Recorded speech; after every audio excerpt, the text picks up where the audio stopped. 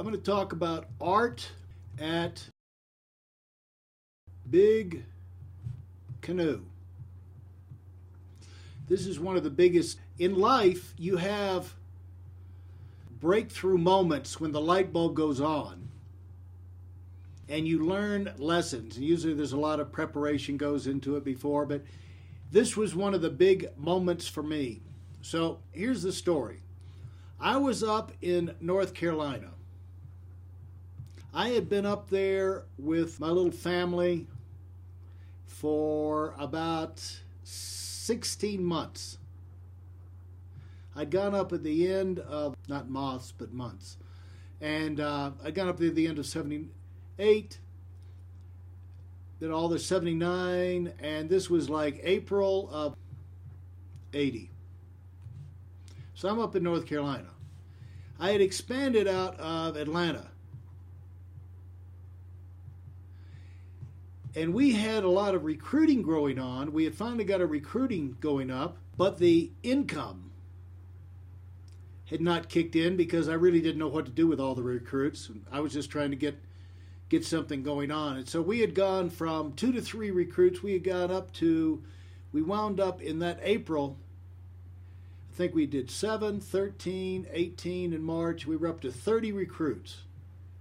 But the one thing you'll notice if you go through a growth explosion with people is adding more people increases more expenses. Now my income still the same, $3,000 to $4,000 per month, but now we were recruiting 30 people a month. Expenses were going up, and I was happy about this, but I was about bankrupt. So Bob Turley's down in Atlanta. He's my manager.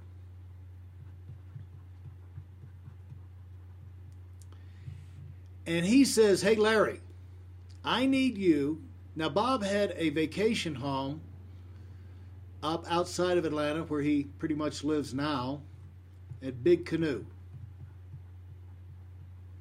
Now, for Bob, it was maybe 40 minutes to get up there. He lived in the north side of Atlanta.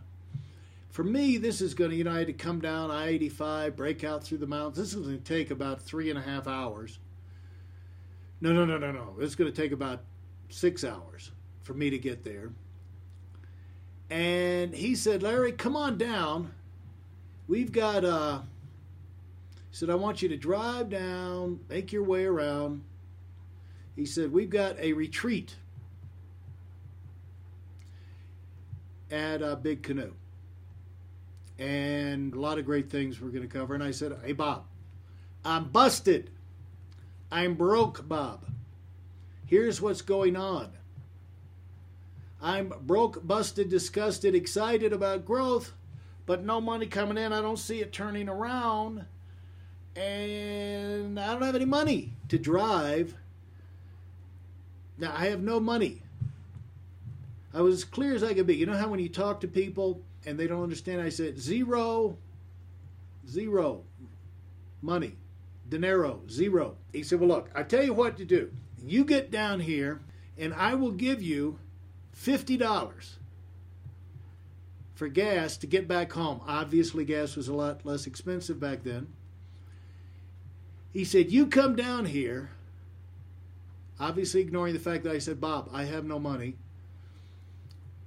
But he said, "You get down here and I'll give you the money to get back home. I'll give you $50. You got to come because," he said, "I've arranged," don't tell anybody, like I was talking to people all over the country. He said, "Art Williams," now Art lives outside of Atlanta about an hour in a town called Monroe. That's actually where I have my administrative office today. And Art is going to take his Sunday and he's going to drive all the way over and ruin a Sunday. He and Angela, they're going to go over there. He said, "I'm going to go, and we're going to have a big convergence here. And he's going to try and save your miserable career," is in essence what he said. Maybe he didn't say that, but that's what I heard. He said he's going to make one last chance. Now, at this point, I had been in the business about 4 to 5 years. Again, I'd done well enough to barely scrape and scrimp and expand. It's like the first northward expansion out of Atlanta in the company. Of course, I financed it out of my own pocket. Bob gave me a little money, but 6 months later he wanted it all back. I'm funding myself here on fumes. It's $3,000 to $4,000 a month. Bill Arender had expanded into Dallas, but I was only the lonely. I was like the astronaut out in space as far as the company concerned, tried to pioneer outer space. I'm up here in North Carolina, about to go down for the count. But for some reason, Bob said, don't tell anybody because it's going to be a surprise. We don't want the cat out of the bag. Art and Angela is going to come over here and talk on Sunday primarily for you, to see if they say something to kind of get you over the hump. So I said, all right, I'll come down. So that was the day, that was the meeting that really changed my business, and a couple of things came out of it. Art talked about what it was that made a good leader, and he talked about the kind of motivation that you have to have if you're going to be a great leader. These were the two things I needed to hear. It could be things you need to hear as well. If you're interested, we'll talk about that. I'm going to cover that in part 2.